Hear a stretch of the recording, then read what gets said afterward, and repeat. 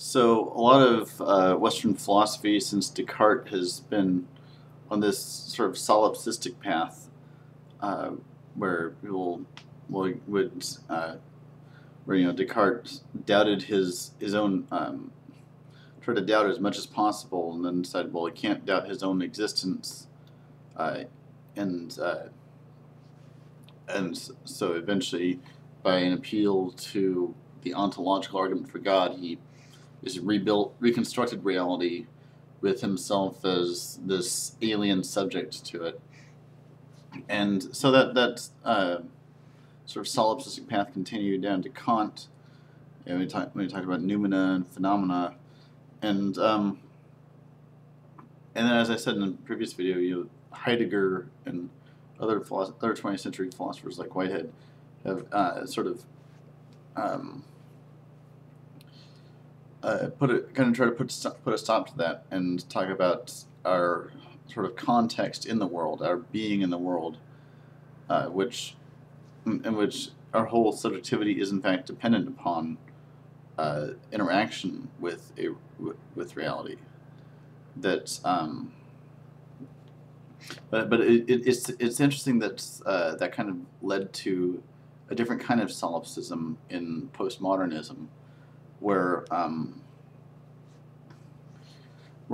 people would begin to doubt not so much the outside world as much as their own self. And now knowledge seems to be all socially constructed and context dependent, and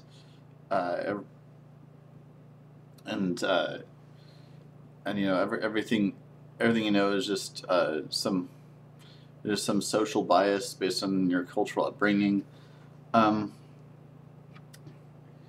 But it seems to me like there's a certain mistake here.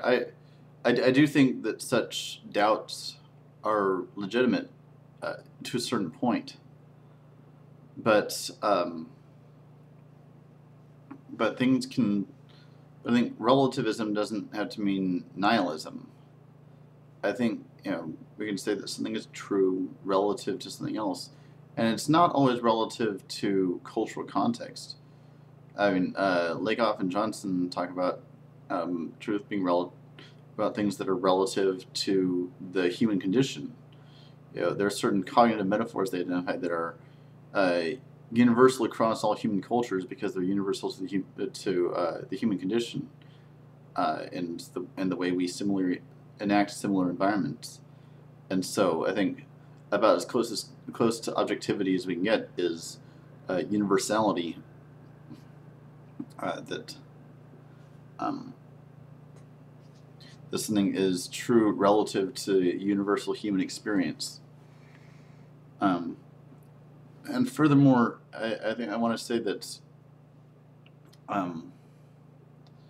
that recognizing the limits, context, and conditionality of knowledge does not mean that knowledge doesn't exist.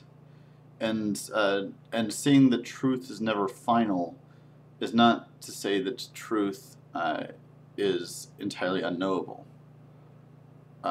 or completely relative.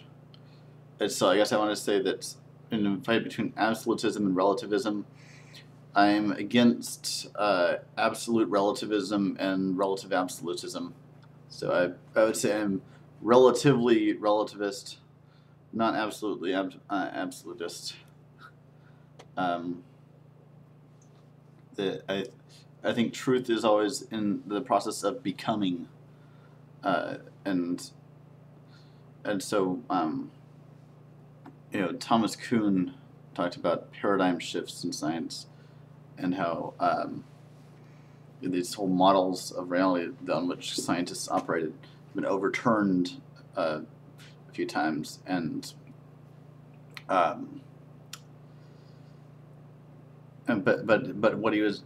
he wasn't saying that that any one model is better than other. I mean, I don't think we're going to go back to a Newtonian universe.